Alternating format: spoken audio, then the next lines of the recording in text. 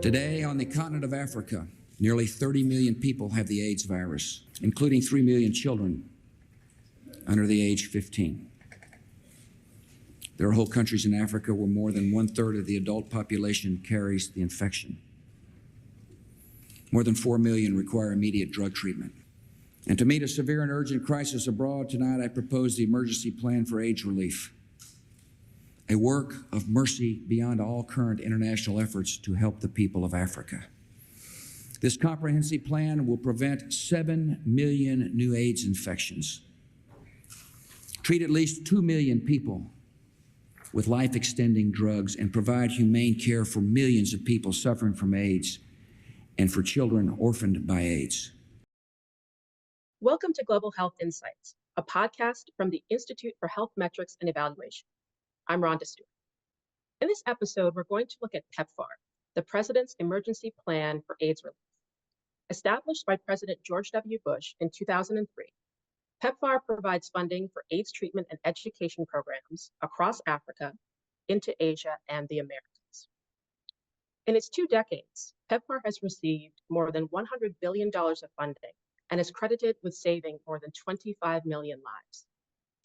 Traditionally funded on a 5-year cycle, it was not reauthorized in September 2023, leaving PEPFAR with just 1 year's financial support. Today, we're going to examine the future of PEPFAR and the impact of moving from a 5-year funding cycle to a 12-month cycle. Joining us today is one of the architects of PEPFAR, Dr. Anthony Fauci. Dr. Fauci is former director of the National Institute of Allergy and Infectious Diseases and was a leading AIDS researcher in the early 1980s. A government scientist under 7 presidents, he was asked by President George W. Bush to travel to Africa in 2002 to assess how the United States might support the continent in its fight against AIDS. We're also joined by Dr. Angela Apiaget, a health economist and assistant professor in the Department of Health Metrics Sciences at the University of Washington, and co-lead of IHME's Development Assistance for Health Resource Tracking team. Welcome to you both. Thank you.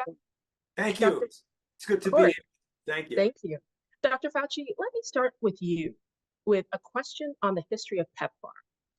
Take us back to what was happening with HIV/AIDS in the early 2000s and describe for us the kinds of things that you saw in Africa when President Bush sent you to the continent leading up to the establishment of PEPFAR. Well, it was a critical time around the year 2000 because in 1996, with the introduction of the protease inhibitors into the triple combinations that were used in the developed world, there was a transformational change in saving the lives of persons with HIV, where we were for the first time able to get the level of virus to below detectable, but durably suppressed for an indefinite period of time that completely turned around the lives of persons living with HIV. And from 1996 up to around 2000, everything changed in the developed world where the drugs were available. It became very clear to many of us, myself included, but I was not alone in that the people in the Southern Africa and in the Caribbean were very much in the same boat as we were in the early 80s, where we had no drugs at all, and our patients were essentially dying right in front of us with very little that we could do except treating the opportunistic infections, which in many respects was futile, because if you don't suppress the virus, sooner or later, the opportunistic diseases are going to kill the patient.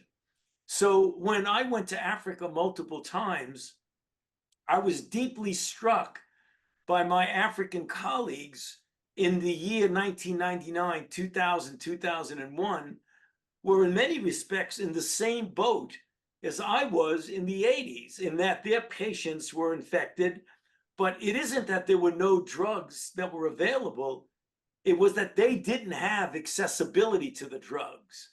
So at that point, it became clear that we needed to do some program. We weren't sure what it was, but some program that could bring prevention, treatment, and care mostly to Southern Africa, but also to some of the Caribbean countries. And it was in that context that President Bush, who felt very, very strongly, in fact, the words he used to me were, we have a moral obligation as a rich country to make sure that people do not die and suffer from a preventable and treatable disease merely because of where they happen to have been born. And he sent me to Africa and said, put together a program that's both transformational and accountable, and let's see if we can make it work. And that's exactly what I did. I came back after multiple trips, and in 2002, with the help of several members of the White House staff, I put together multiple versions of the program until we finally decided at the end of 2002 to have a $15 billion program that would be over 5 years to prevent 7 million infections, treat 2 million people, and care for 10 million people, including AIDS orphan. As you well know, the president announced this on January 28th of 2003 in the State of the Union address.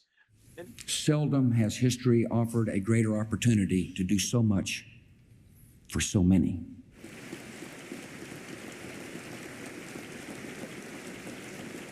Fast forward 20 years, we've now spent over $100 billion and saved 25 million lives. So that's really the way it started, back when we realized there was something that we could do in Southern Africa. And so in addition to the lives saved, tell us a little bit about some of PEPFAR's other accomplishments. Has it in fact been a transformational program, and how so?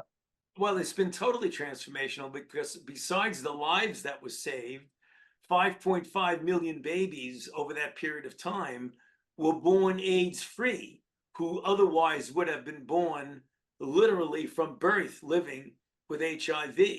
And there have been tens of millions of people who have called under the care of the structure that was set up with PEPFAR.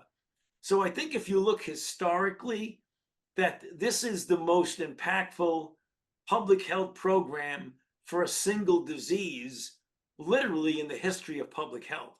Dr. Piaget, let me bring you into the conversation and ask, given the accomplishments that Dr. Fauci has mentioned, why hasn't this problem been fixed? We are now 20 years into PEPFAR. So why has this problem not been fixed? Well, the problem PEPFAR is trying to fix is indeed a very complex one that involves multiple stakeholders.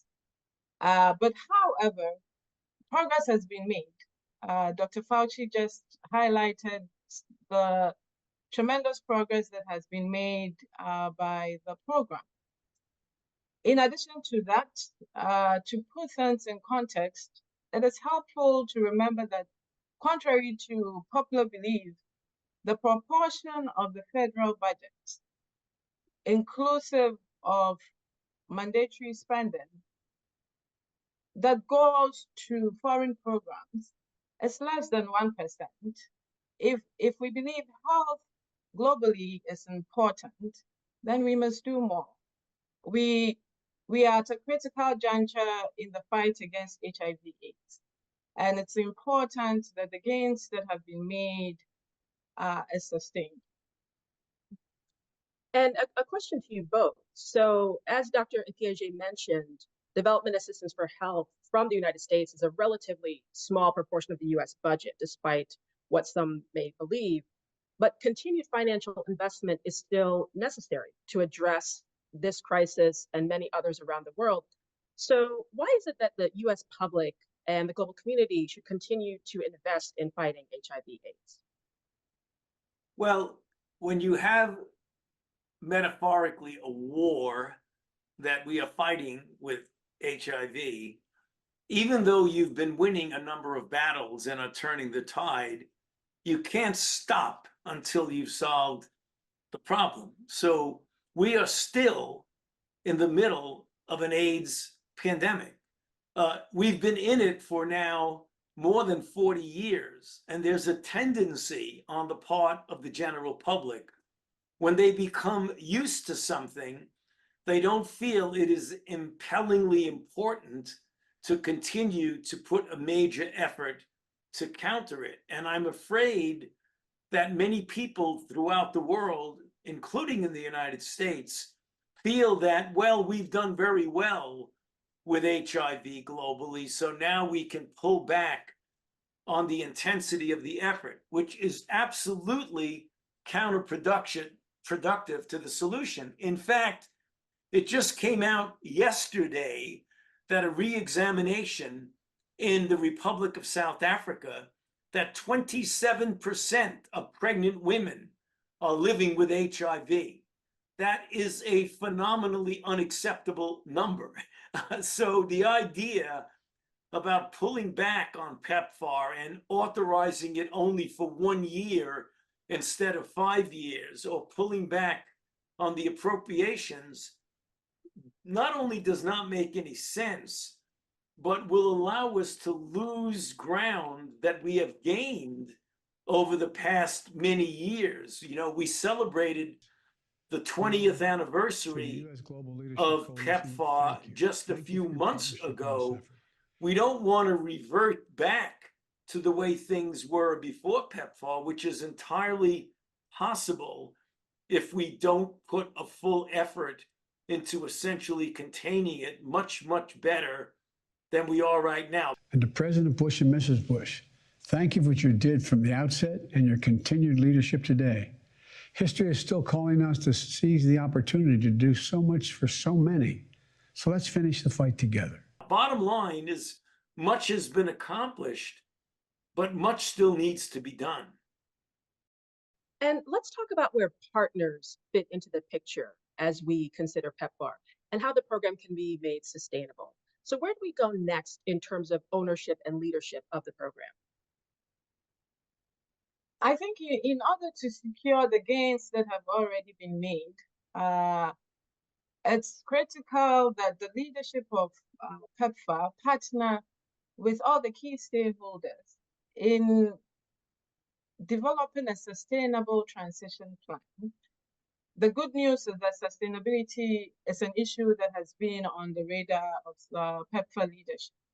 There's thinking of this in 3 aspects: program sustainability, ensuring that activities are able to continue long after; financial sustainability, encouraging domestic governments to take up more of the financing of the HIV/AIDS program; as well as political sustainability, ensuring that there's a political commitment to make sure that the resources and attention that is needed to bring an end to the HIV fight happens. In addition to that, there are examples, global examples, that PEPFAR could learn some lessons from, if needed, in terms of ensuring that there's a sustainable transition plan. We could look at the example of Gavi, the Vaccine Alliance, related to immunization, and see what insights could be learned from that experience.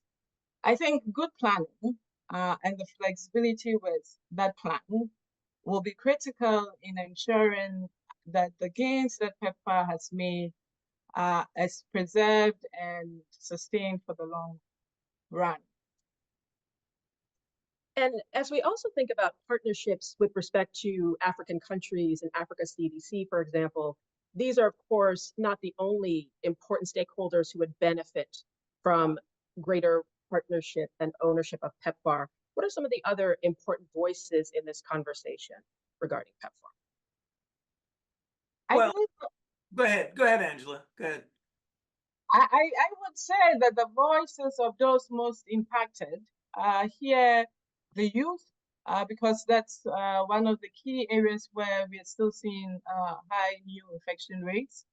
Men and women and children living with HIV/AIDS are key constituencies that must be engaged fully in any dialogue related to developing policies and making sure that their concerns are fully addressed going forward.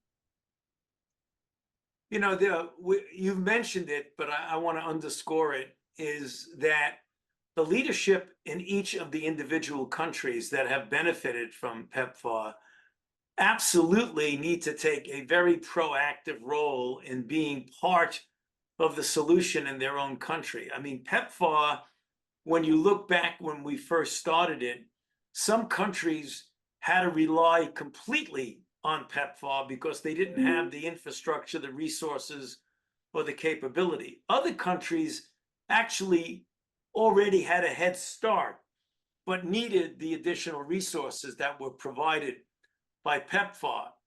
Gradually, you want the individual countries to take more and more of the responsibility. Not that you want to give up giving resources from PEPFAR, but you want to see more and more what we call the self-sustainability of the program. And I think it's to the benefit of, obviously, of every individual country, both from a public health and an economic standpoint, as well as a national security standpoint, to be very much invested in partnering with the PEPFAR program. So I would say that country leadership has to play a major role in that. And then there are organizations, World Bank, International Monetary Fund, and others who have a stake in the economic stability of different countries. You know, one of the biggest detriment to economic stability is a country that's racked with HIV. And we know that from experience over years now. Well, Dr. Fauci and Dr. Piaget, thank you both for taking time to discuss this critical issue as we consider how the United States might best continue to support the fight against HIV/AIDS across Africa and throughout the world. Thanks again. Thank you, Rhonda. Thank Thank you you. very much. Good to be with you. Thanks, Angela. Thank you, Rhonda. Yeah, Thanks. thank you, Dr. Fauci. Take care.